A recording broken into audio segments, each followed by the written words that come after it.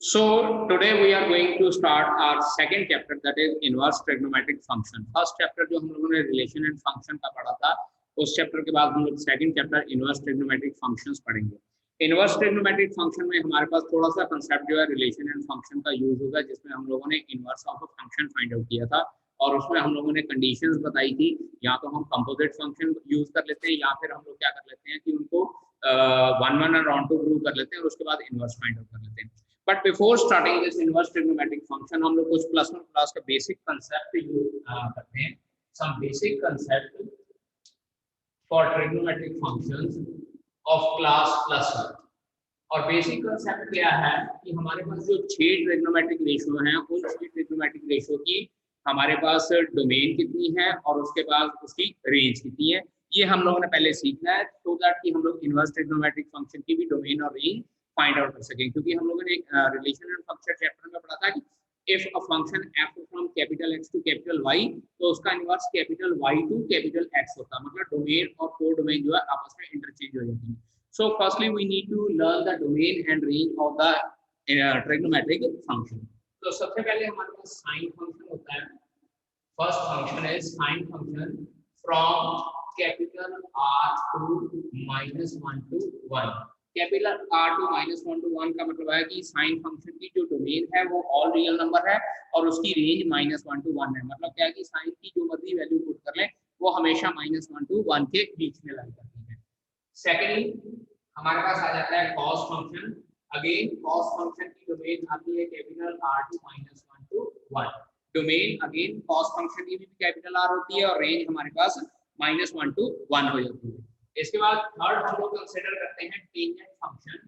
Tangent function is defined from capital R minus odd multiple 2n plus 1 pi by 2. Odd multiple of pi by 2. ठीक है, 2n plus 1 odd multiple of pi by 2 where n belongs to integer.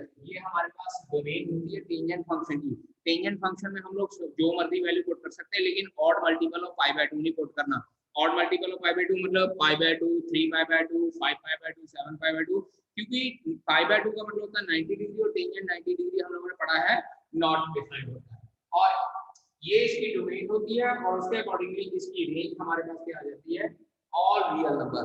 जो हमारे पास trigonometric function जो tangent function है उसकी domain हमारे पास all real except odd multiple of pi by 2 होता है. टू रेंज हमारे पास यहाँ कोड में क्या हो जाती है, ऑल रियल नंबर.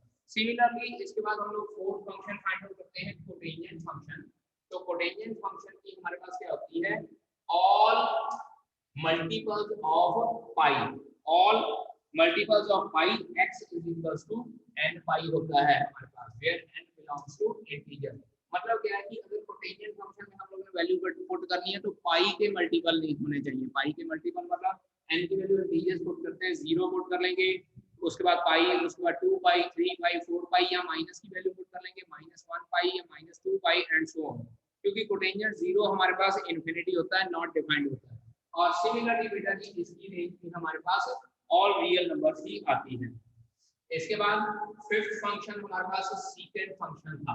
अब सीकेंट फंक्शन की जो डोमेन होती है again that is r minus odd multiple of pi by 2. Again इसकी जो है डोमेन जो है सीकेंट फंक्शन की टेंजेंट फंक्शन के जैसी ही होती है, where n belongs to integer and its range. अब तो जी इसकी रेंज क्या होती है, all real number except -1 to 1. और एक्सेप्ट -1 to 1 मतलब क्या है कि -1 to 1 इंटरवल जो है उसके बीच के नंबर जो है इसकी कोडोमेन में नहीं आते हैं, इसकी रेंज में नहीं आते हैं. या इसको अगर हम लोगों ने लिखना होता है तो हम लोग इस तरह से भी लिख सकते हैं इसको, और it will be equal to -infinity to -1 union closed interval 1 to infinity. ये चीज ध्यान दीजिए, all real number except open interval -1 to 1. यहाँ और हमारे पास क्या हो जाता है, -infinity to -1 close interval union close interval 1 to infinity. ये इसकी रेंज हो जाती है. अब इसी तरह से हमारे पास कोसेकेंट फंक्शन से आ जाता है. its domain is again all real number except multiples of pi where n belongs to integer. अब यहाँ पे हम लोग पाई की वैल्यू की फॉर्म में नहीं पुट कर सकते, मतलब n की वैल्यू 0 यानी कि 0 नहीं आ सकती, पाई नहीं आ सकती, 2 पाई नहीं आ सकती है, 3 पाई वगैरह नहीं आ सकती है। And again its range will be equals to all real number except -1 to 1, या और इन सम केस हम लोग इसको इस तरह से भी लिख सकते हैं -∞ to -1 यूनियन 1 to ∞। यहाँ पे चेक कीजिए -1 और 1 इसमें इंक्लूडेड नहीं है, ठीक है, तो इसमें -1 और 1 इंक्लूडेड है। इससे अगर हम लोग नंबर लाइन ड्रॉ करना चाहते हैं, this is -1 and this is 1, सारे का सारा हमारे पास आता है, लेकिन ये 1 और -1 के बीच का एलिमेंट नहीं होना चाहिए। तो इट मींस ये सारे का सारा इसमें 1 इंक्लूडेड है और इधर भी हमारे पास 1 इंक्लूडेड है। So either we can write down all real except open interval -1 to 1, or we can say that -∞ to -1 close interval union 1 to ∞. So these are the basic concept for starting this chapter inverse trigonometric function, जिसमें हम लोगों को domain और range पता होनी चाहिए, because इसमें भी हम लोगों ने इनवर्स फाइंड आउट करना है। और अगर डोमेन और रेंज फाइंड आउट करनी होगी तो अगर हम लोग साइन फंक्शन का इनवर्स फाइंड आउट करना चाहेंगे, then we need to convert sin inverse, sine inverse, और यहाँ पे हमारे पास डोमेन क्या हो जाएगी, जो इसकी कोडोमेन है या रेंज है, और हमारे पास जो डोमेन है that will come out to be range.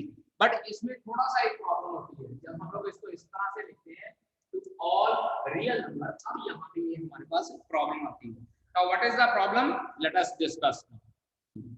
Now अब हम लोग चेक करेंगे कि हमारे पास प्रॉब्लम क्या आ रही है कि साइन इनवर्स फंक्शन की डोमेन तो हम लोग -1 to 1 लिख सकते हैं, लेकिन उसकी कोडोमेन ऑल रियल नंबर क्यों नहीं लिख सकते। देखिए यहाँ पे I am just going to draw the graph of sin x, graph of sine function, sin x का मैं ग्राफ ड्रॉ करने जा रहा हूँ। Let us draw the graph of sine function, इस तरह से मैं इसको ड्रॉ कर रहा हूँ। अब क्योंकि हमारे पास जो साइन फंक्शन है उसकी डोमेन थी और रियल नंबर, मतलब क्या है कि इसमें कुछ भी मैं वैल्यू पुट कर सकता हूं, और रेंज हमारे पास आती है -1 to 1। Let us consider this is 1 and this is -1। और जब हम लोग साइन फंक्शन की ग्राफ ड्रा करते हैं, this is π/2, this is pi, this is 3π/2 and this is 2π। Similarly -π/2, this is -π, then -3π/2 and this is -2π। +1 class में हम लोगों ने ट्रिग्नोमेट्रिक फंक्शंस के ग्राफ पढ़े हैं, और जब हम लोग ग्राफ ड्रॉ करते हैं तो हमारे पास इस तरह से ग्राफ आता है साइन फंक्शन का। 90 डिग्री पे इसकी वैल्यू 1 आती है और 180 डिग्री पे वैल्यू इसकी 0। सिमिलरली माइनस की तरफ अगर हम लोग मूव करेंगे तो हमारा ग्राफ इस तरह से आता है।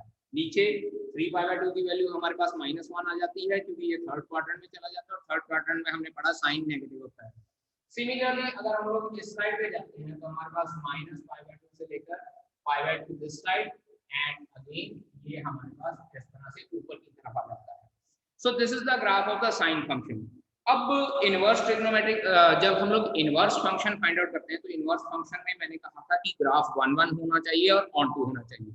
तो जो ये चीज मैंने आपको बताई है, इसमें हमारे पास अगर हम लोग इसका ज्योमेट्रिकल मीनिंग या ग्राफिकल मीनिंग फाइंड आउट करना चाहें तो ग्राफिकल मीनिंग होता है कि हमारे पास अगर कोई कर्व गिवन है और उस कर्व में हम लोग एक एक्स एक्सिस के पैरेलल अगर लाइन ड्रॉ करते हैं, और वो लाइन अगर ग्राफ को मोर देन 1 पॉइंट पे कट करती है, तो इसका मतलब वो ग्राफ 1 फंक्शन नहीं है। तो इट मींस अब यहाँ पे जो साइन फंक्शन है, साइन फंक्शन में भी अगर मैं एक लाइन एक्स एक्सिस के पैरेलल ड्रॉ करना चाहता हूं तो चेक कीजिए, यहाँ पे मैं एक्स एक्सिस के पैरेलल एक लाइन ड्रॉ कर रहा हूं। Now this line intersect the graph of the sine function 1 2 3 and 4। इसी तरह से अगर हम लोग साइन फंक्शन को इस तरह से फर्दर मूव करते रहते हैं तो जो हमारे पास ये लाइन है एक्स एक्सिस को डिफरेंट पॉइंट्स पे कट, एक्स एक्सिस के पैरेलल अगर लाइन ड्रॉ करते हैं तो साइन फंक्शन के ग्राफ को डिफरेंट पॉइंट्स पे कट करती रहती है। और अगर ये डिफरेंट पॉइंट्स पे कट करती रहती है तो साइन फंक्शन जो है ये 1 फंक्शन नहीं है। और बेटा जी हम लोगों ने रिलेशन एंड फंक्शन के चैप्टर में पढ़ा है कि अगर फंक्शन का इनवर्स एग्जिस्ट होना चाहिए then it is very much compulsory that that function is 1 as well as onto. अब साइन फंक्शन 1 फंक्शन तो है नहीं, तो इसका इनवर्स किस तरह से फाइंड आउट करेंगे।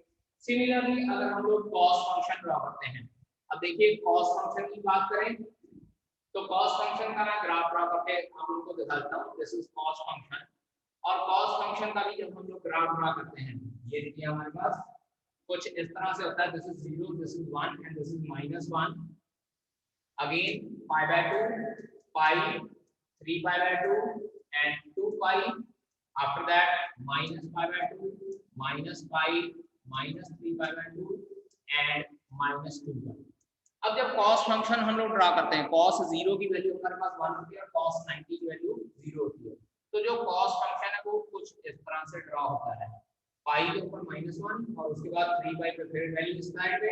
सिमिलरली इसका ग्राफ इस तरफ मूव करता है लाइक दिस।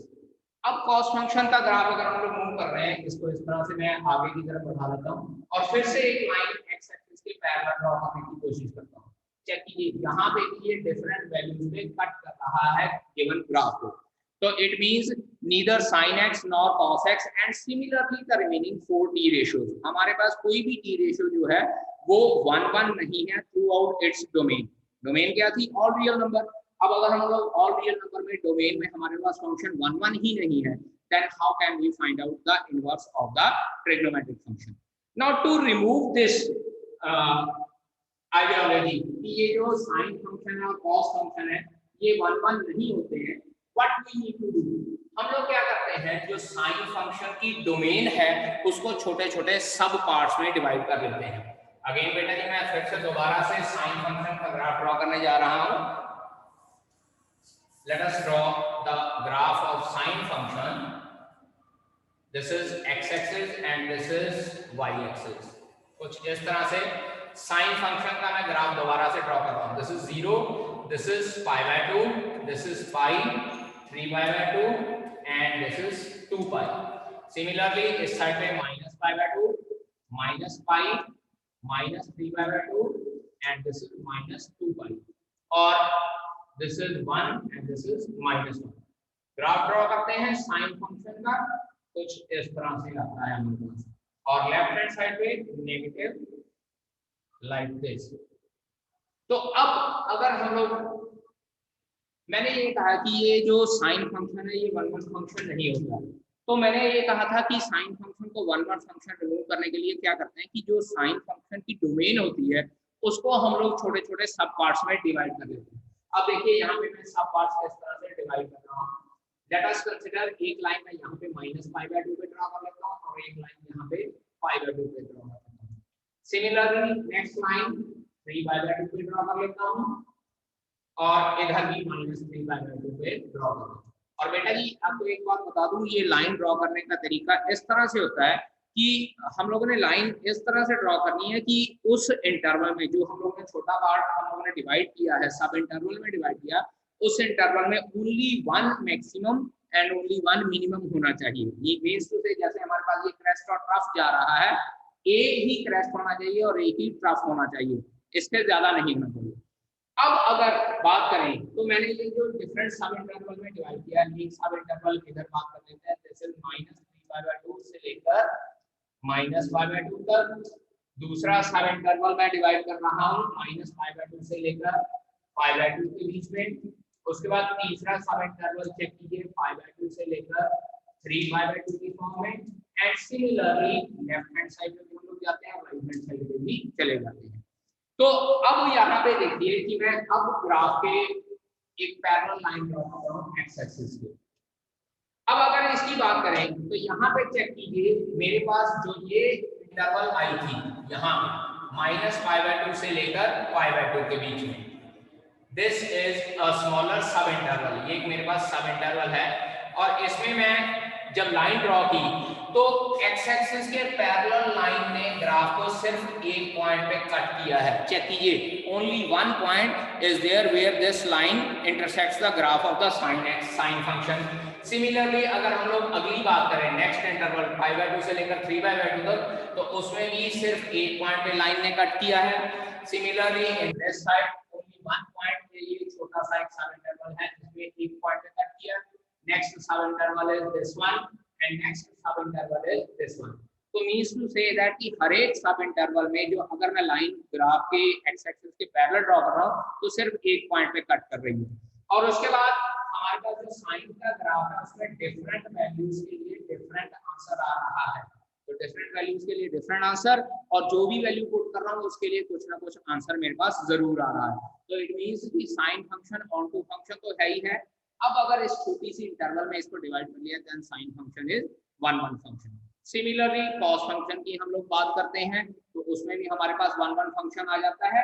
और इस तरह से जब हम लोग जो गिवन इंटरवल होती है या गिवन इसकी डोमेन होती है साइन फंक्शन की या कॉस साइन फंक्शन की या कोई भी ट्रिग्नोमेट्रिक फंक्शन की, उसकी डोमेन को अगर हम लोग छोटे छोटे सब पार्ट्स में डिवाइड कर लेते हैं तो हमारे पास जो फंक्शन है वो 1 1 फंक्शन हो जाता है और ऑन टू फंक्शन हो जाता है। और दोनों कंडीशन इनवर्स फंक्शन की एग्जिस्ट करनी शुरू कर देती है। और जब दोनों कंडीशन एग्जिस्ट हो गई तो it means the inverse of the given function exist. ठीक है जी।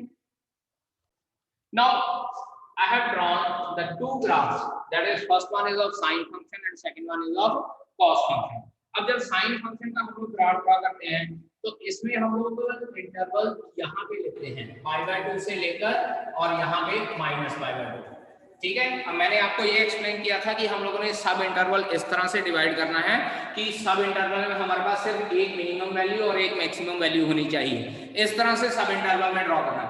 अब अगर मैं कॉस फंक्शन में ड्रॉ करना शुरू कर दूंगा -π/2 से लेकर π/2 तक, तो इस तरह से ये देखिए यहाँ पे मैंने -π/2 से लेकर π/2 तक ड्रॉ कर दिया। तो यहाँ पे मेरे पास दो जगह सेम वैल्यू आ रही है। ठीक है, मैक्सिमम वैल्यू तो मेरे पास सिंगल है लेकिन दो जगह पे सेम वैल्यू आ रही है। So I can not divide cosine function into this interval. अब कोसाइन फंक्शन में मुझे कहाँ डिवाइड करना पड़ेगा, यहाँ पे एक पाई पे चला जाएगा और दूसरा 0 पे रह जाएगा। ये दिस वन जो ओरिजिनल y एक्सिस कंसीडर किया था हम लोगों ने। ठीक है। So first interval will be 0 से लेकर पाई और इसी तरह से अगर इस साइड पे हम लोगों ने ड्रॉ करना है तो हम लोग -π से लेकर 0 तक भी कंसीडर कर सकते हैं। तो जो साइन फंक्शन की छोटी हम लोग ब्रांच डिवाइड करते हैं दैट इज -π/2 टू π/2 या -3π/2 से लेकर -π/2 तक होती है या इधर भी π/2 से लेकर 3π/2 तक होती है। लेकिन अगर कोसाइन फंक्शन की बात करें तो कोसाइन फंक्शन में 0 से लेकर पाई एंड देन पाई से लेकर 2π एंड इधर हमारे पास क्या होती है -π से लेकर 0 तक। इस तरह से डिफरेंट सब इंटरवल में हम लोग डिवाइड करते हैं। और बेटा मैंने आपको पहले भी बताया कि ये सब इंटरवल इस तरह से होने चाहिए कि हर एक सब इंटरवल में 180 डिग्री का डिफरेंस होना चाहिए।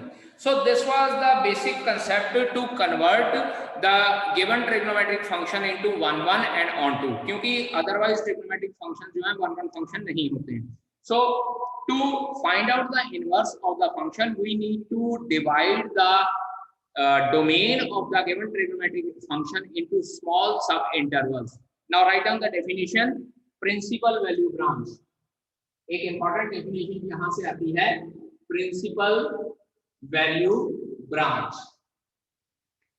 principal value branch और ये principal value branch की definition क्या होती है बेटा जी, if we write down definition, if we divide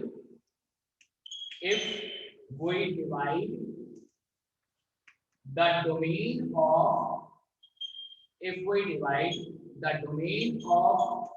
t function मतलब trigonometric function into small sub intervals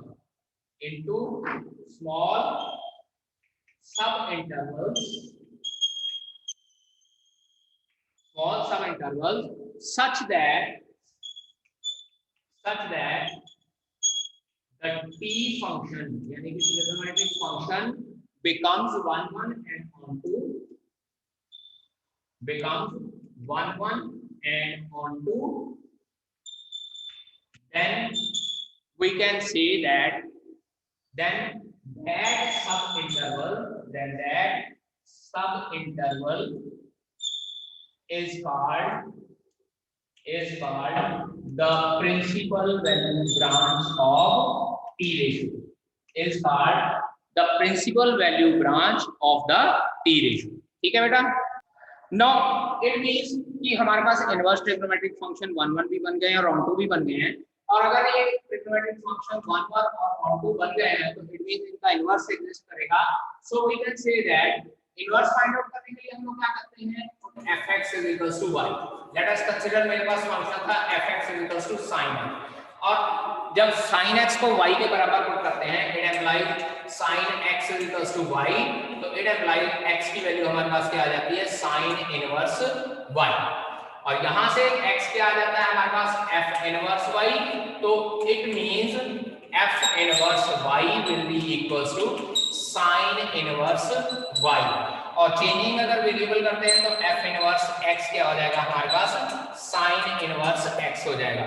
means to से अगर आपके पास function fx equals to sin x है, then its inverse will be equals to sin inverse x। और बेटा ये यहाँ पे दो तीन बातें ध्यान में रखने वाली हैं। सबसे पहली बात कि sin inverse x is not equals to sin x का होल इनवर्स। बेटा जी याद रखिएगा, this sin inverse x is not equals to sin x का होल इनवर्स, क्योंकि जो ये है it will become 1 over sin x, और sin inverse x is never equals to 1 over sin x। ठीक है जी। और उसके बाद सेकंड थिंग, जब हम लोग क्वेश्चन सॉल्व करते हैं तो जनरली हम लोगों को क्वेश्चन के साथ इसकी प्रिंसिपल वैल्यू ब्रांच दी हुई होती है, और अगर क्वेश्चन सॉल्व करते वक्त कोई प्रिंसिपल वैल्यू ब्रांच नहीं गिवन तो हम लोगों ने यही कंसिडर करना है कि हम लोगों को प्रिंसिपल वैल्यू ब्रांच गिवन है। अब आते हैं हम लोग graph of inverse trigonometric function. अब अगर इनवर्स ट्रिग्नोमेट्रिक फंक्शन के ग्राफ की तरफ बात करें तो fx = sin x का ग्राफ तो हम लोगों ने देख लिया। Now what will be the graph of sin inverse x। अब यहाँ पे पहले मैं दोबारा से sin x का ग्राफ ड्रॉ करने जा रहा हूँ। This is minus pi, this is minus pi by 2, this is pi by 2, and this is pi, and this is y-axis, y dash, x and x dash, 1 and -1। sin x का graph ये है हमारे पास। अगर आप लोग ध्यान दें, origin में से पास हो रहा है और 1 पे मैक्सिमम वैल्यू पाई बाय 2 पे जाती है। This was the graph of sin x। अब बात करें sin इनवर्स x की, यहां पे लिखेंगे fx = sin x का ग्राफ है, और अब मैं ग्राफ ड्रॉ करने जा रहा हूं sin इनवर्स x का। तो बेटा जी क्योंकि हमारे पास जो वैल्यूज हैं वो चेंज हो जाती हैं, डोमेन और रेंज आपस में इंटरचेंज हो जाती है, तो अब की बार ये ग्राफ जो है इसको 90 डिग्री के एंगल पे हम लोग रोटेट करें तो इस तरह से हमारे पास जो है ग्राफ बनता है। अब की बार x एक्सिस पे हम लोग 1 और -1 कंसीडर करेंगे, और y एक्सिस पे pi by 2, pi, 3 pi by 2 and 2 pi, similarly minus pi by 2, minus pi, -3 pi by 2 and -2 पाई हो जाएगा। और जब ग्राफ ड्रॉ करते हैं sin x का, it will B sin inverse x का, तो ये sin इनवर्स x का ग्राफ इस तरह से होता है हमारे पास, दैट इज लाइक दिस। ठीक है, और इसी तरह से जब हम लोग इस साइड में मूव करते हैं तो ये ग्राफ इस तरह से होता है। नाउ सी हियर, यहाँ पे हमारे पास x एक्सिस के सिमेट्रिकल था, this time the graph is symmetrical towards y axis. और जब हम लोग कंबाइंड ग्राफ हम लोग ड्रॉ करते हैं तो कंबाइंड ग्राफ अगर ड्रॉ करना चाहें इस तरह से, मैं दोनों का sin x और sin inverse x, this is fx = sin inverse x, fx = sin inverse x का ग्राफ ड्रॉ करने जा रहा हूं।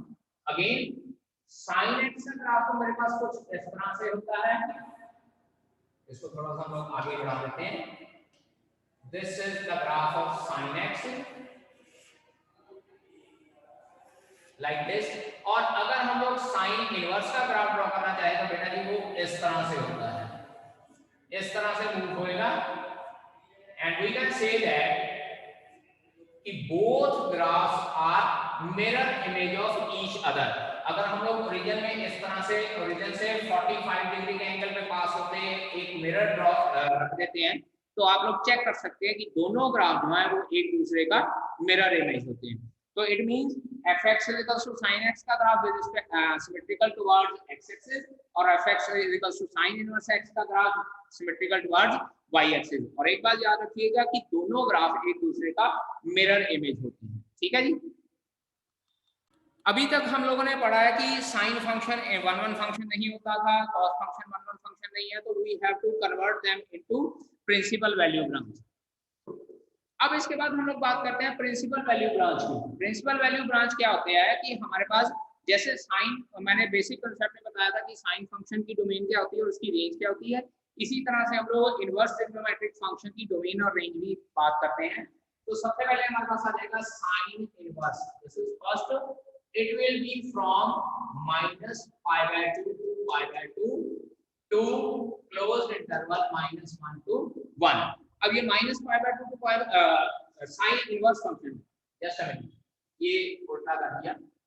Sign inverse function will be -1 to 1 closed interval to -π/2 to π/2।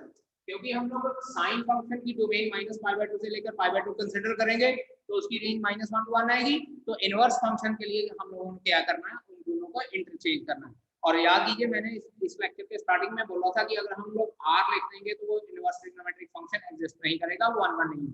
अब इसमें हमारे पास 1 1 फंक्शन आ जाता है, that is why it is it's inverse is existing, और इसकी डोमेन -1 to 1 और रेंज क्या हो जाती है, कोड डोमेन क्या हो जाती है, -π/2 से लेकर π/2 closed interval.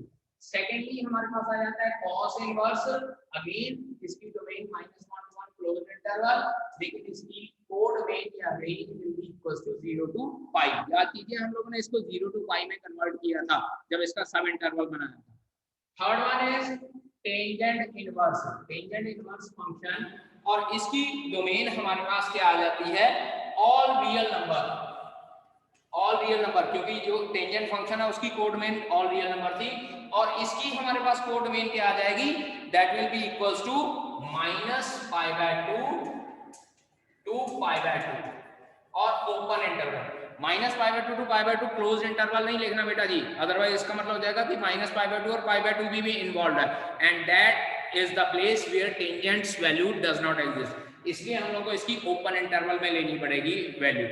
Similarly fourth function हमारे पास कोटेंजेंट इनवर्स आ जाता है, again its domain is all real number, और कोटेंजेंट फंक्शन की रेंज हमारे पास 0 से लेकर π के बीच में लाई करती है। Then fifth function is secant inverse function, और secant इनवर्स फंक्शन की बेटा डोमेन होती है ऑल रियल एक्सेप्ट -1 to 1।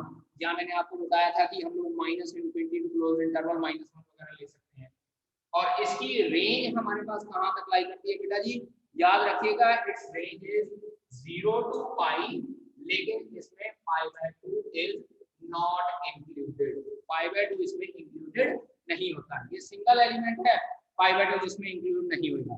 और इसके बाद सिक्स्थ फंक्शन हमारे पास कोसेकेंट इनवर्स फंक्शन, और अगेन कोसेकेंट इनवर्स फंक्शन की भी डोमेन वही हो जाएगी, capital R -1 to 1, and its range will lie from -π/2 to π/2, और बेटा जी इसमें 0 एलिमेंट एग्जिस्ट नहीं करना चाहिए, इसमें से हम लोग 0 एलिमेंट माइनस कर देते हैं। See here all real except -1 to 1, और इसकी कोड डोमेन क्या हो जाएगी, -π/2 to π/2 -0 हो जाएगी, ठीक है जी। So this was all about the principal value branch of inverse trigonometric function। और बेटा एक बात याद रखिएगा, जब भी हम लोग क्वेश्चन सॉल्व करते हैं तो इसमें हमारे पास जो है इनवर्स ट्रिग्नोमेट्रिक फंक्शन के बीच में प्रिंसिपल वैल्यू जो भी आंसर निकलना चाहिए उसमें हमारे पास प्रिंसिपल वैल्यू ब्रांच के बीच में आंसर निकलना चाहिए। ट्रिग्नोमेट्रिक फंक्शन में +1 में हम लोग क्या करते थे, एंगल पुट करते थे and some constant answer came out, और यहाँ पे हम लोग क्या है कि सम कांस्टेंट्स वैल्यू पुट करेंगे और हमारा जो आंसर है वो एंगल्स की फॉर्म में आएगा, और ये एंगल हमेशा और हमेशा जो है प्रिंसिपल वैल्यू ब्रांच में लाई करना चाहिए। अगर प्रिंसिपल वैल्यू ब्रांच में लाई नहीं किया then it means our answer is wrong, ठीक है। So while doing the questions for finding inverse trigonometric function, we need to keep in mind these principal value branch। ये principal value branch में उसका answer आना चाहिए, otherwise your answer will be wrong, ठीक है।